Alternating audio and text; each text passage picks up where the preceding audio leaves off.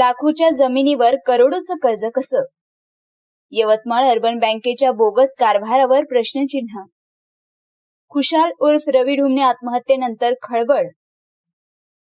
हजारो शेतकऱ्यांना फसवून व्यापाऱ्यांना कर्ज दिला जात असल्याचे आरोप.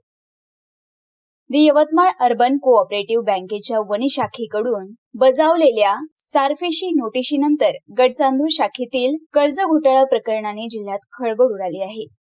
सहकर्जदार खुशाल उर्फ रवी आनंदराव ढुमणे या ज्येष्ठ पत्रकाराने 15 डिसेंबरला आत्महत्या करताना विक्रम नानवानी व 4 सहकाऱ्यांवर फसवणुकीचे आरोप लिहून ठेवले. आता ढुमणे यांच्या 7/12 उतार्यावरून बँकेच्या कर्जवाटप प्रक्रियेवर संशय निर्माण झाला असून लाखो रुपयांच्या शेतजमिनीवर करोडो रुपयांचं कर्ज कसं मंजूर झालं असा सवाल उपस्थित होत आहे. वणी शाखेकडून बजावलेल्या सारफेशी नोटिशीत नमूद केल्याप्रमाणे हॉटेल पॅराडाईज व बिअर बारच्या क्रॅश क्रेडिट कर्जावर सध्याची थकबाजी ₹6,37,00,000 अधिक व्याज आहे. यात विक्रम नानवानी यांची बुटीबोरी नागपूर व गणेशपूर वणी येथील मालमत्ता गहाण आहे. नोटिशीत अनिता बालगोणीवार, तुळशीदास नानवानी यांचे वारसदार सुमित नानवानी, अलका ढुमणे, राजू बालगोणीवार इत्यादींचा उल्लेख आहे. खुशाल उर्फ रवी ढुमणे व त्यांची पत्नी अलका खुशाल ढुमणे यांच्या नावावर मौजा दहेगाव, तालुका राळेगाव, खंड 1 मधील सर्वे नंबर 423-2-220-2-220-2 या तिन्ही शेतांवर कर्जाच्या नोंदी केल्या आहे. मुख्य कर्जदार विक्रम नानवानी असून रवी व अलका हे सहकर्जदार दाखवले आहे. या लाखो रुपयांच्या शेतावर प्रति शेत 1.5 कोटी असा एकूण 4.5 कोटींचा कर्ज बोजा चढवला आहे. 7/12 उतार्यावरून ही शेती तेवढी मूल्याची नसल्याचं उघड झालं.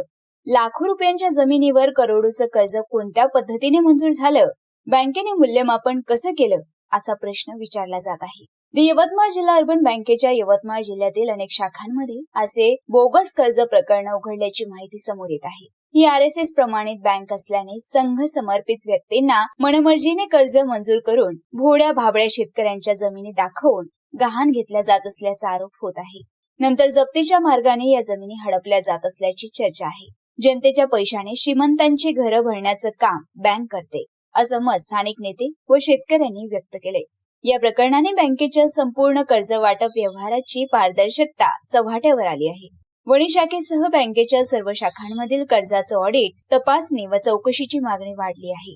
जिल्हा प्रशासनाने तात्काळ कारवाई करावी, अन्यथा मोठे आंदोलन होईल असा इशारा शेतकरी व परिवारांनी दिला आहे. या घटनेमुळे वणी यवतमाळ भागातील बँकिंग व्यवस्थेवर प्रश्नचिन्ह उपस्थित झाले आहे. पुढील तपासात आणखी खुलासे होण्याची शक्यता आहे. वरील सर्व आरोपींवर गुन्हे नोंदवून कारवाई करण्याची मागणी नयन रवी ढुमणे यांनी पोलिसांना दिलेल्या तक्रारीत केली आहे.